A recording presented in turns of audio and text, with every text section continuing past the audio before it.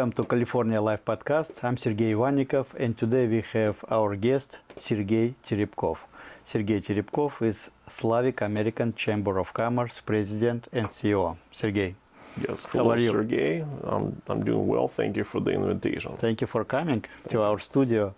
We would like to talk more about activity you're doing on behalf of Slavic American Chamber of Commerce. I know you have a lot of titles, Yes. and you're very proactive in our community. Let's start with Slavic American Chamber of Commerce. Can you tell us a little bit more about your activity? So we started Slavic American Chamber in 2009, and actually you, Sergey, and the Russian American media was very important.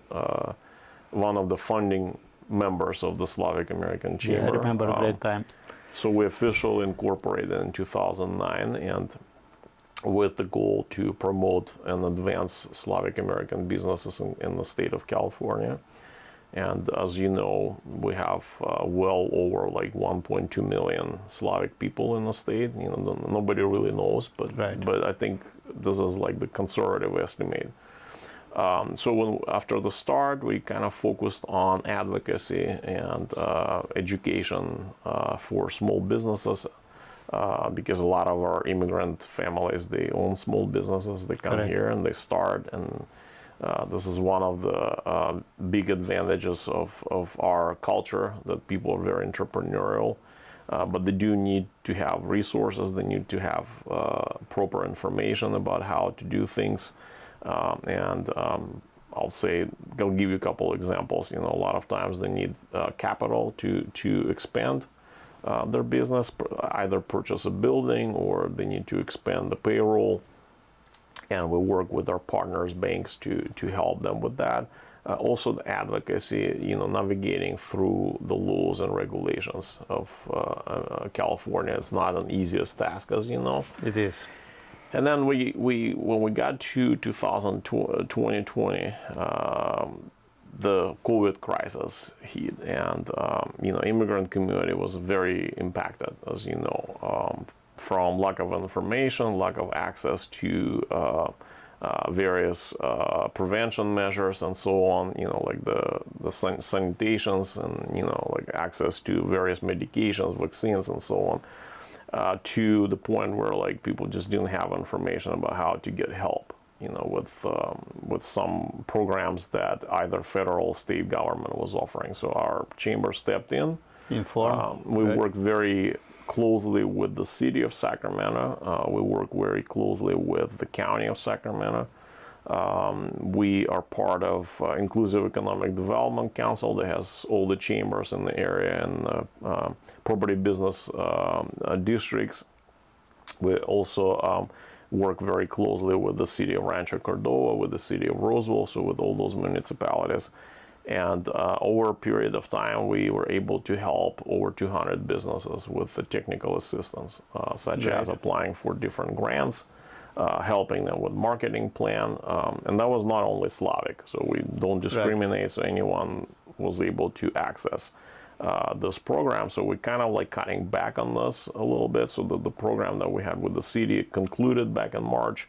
So the program that we have with the unincorporated county is going through end of this calendar year. And at the end, I'm going to give a phone number. So if you're a business that was impacted by COVID and you are in incorporated Sacramento County, you can call us and we'll see what we can do to help you. Okay, great help. Yeah, so the other program that I would like to mention is that as of February and March of last year, we had a lot of people escaping the war in Ukraine. Yeah, more than 10,000. Across the border, yes, just the so last year. Nobody really have the exact number, but you know, the estimate based on how many people churches helped, how many people came through various nonprofits. So we're looking at over 10,000 people that came through. Right. Most of them actually stay in Sacramento.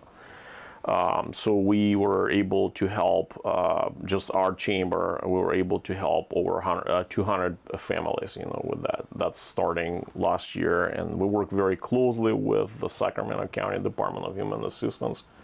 So the most common issues that people deal with is housing, access to housing.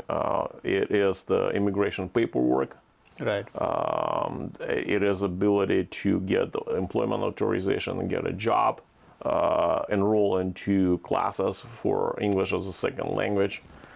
So those are the most common need. And then, of course, the food. A lot of them come and they don't have enough food, or they don't have clothing for them or for their children.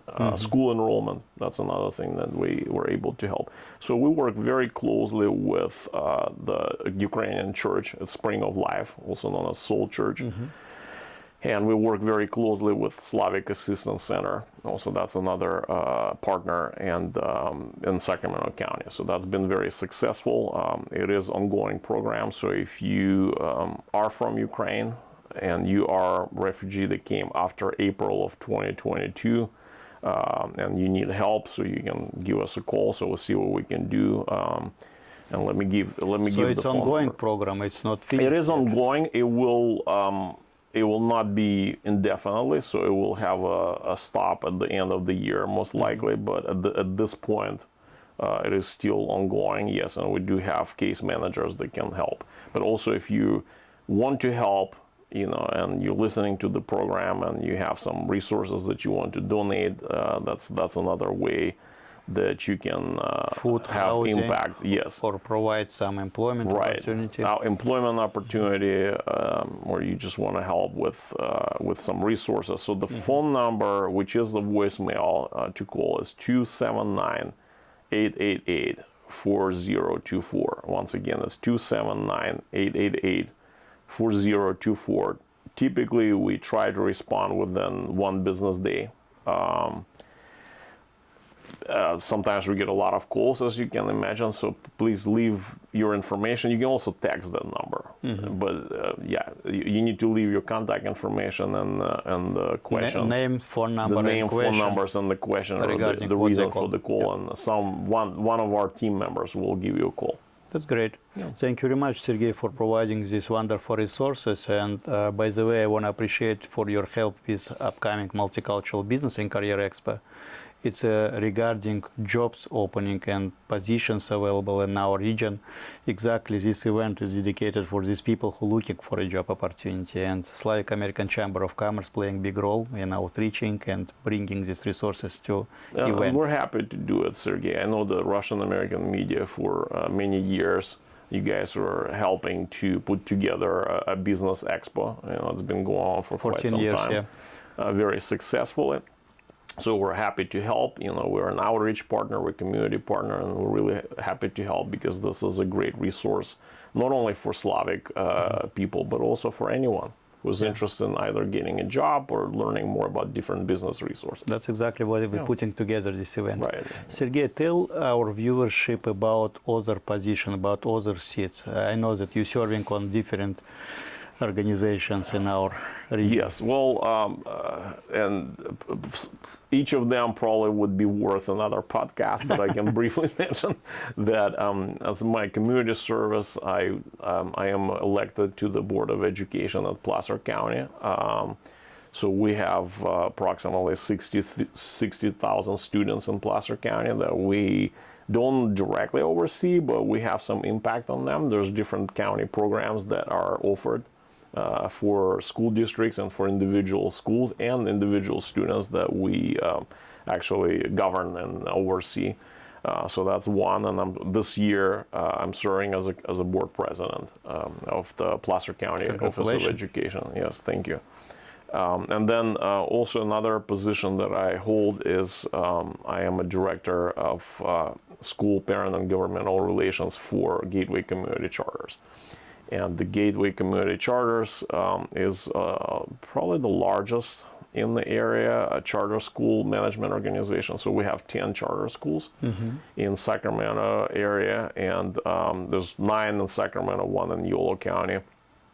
Most of them have very large Slavic population, and we have enrolled over 600 students that actually came as a result of the war. In Ukraine, Yeah, that's a big help for our community. Yes, I would say that there's some school districts that do a lot of work, like San Juan, comes to mind. I mean, they have a team that work and help. But then also, our employees are like very proactively helping those families. Yeah, you providing great resources for our community. How community can help you, Slavic Chamber of Commerce? Well, Do you need if you're a any help? business, you can be a member. You can go on SlavicAmericanChamber.org website and you can join there. You can also send us a message so we can follow up with you. That would be one. Of course, we do have 501c3 charitable organization. So if you would like to donate, you can always do that. And those money all of them go directly to services and help. So we don't take a dollar out of it. Okay, so we invite our community and any communities that living in our region join Chamber of Commerce, Yes. Slavic American Chamber of Commerce, and become as a member, volunteer, donor, sponsor, right? Yes. Whatever position you would like to Wherever take. you feel comfortable and interested in doing. Right. Yes. And we would like to say thank you to Sergey Terebkov, again, President and CEO, Slavic American Chamber of Commerce, and Board Director of at least 2 organizations. Probably you have more, but we'll talk about Serve this on in our multiple ones. right Yes. next programs. Thank you, Sergey. Well, thank you, Sergey Ivannikov, for invitation. I really appreciate it. I appreciate our partnership for over those years. Okay, stay connected with California Live Podcast for future programs.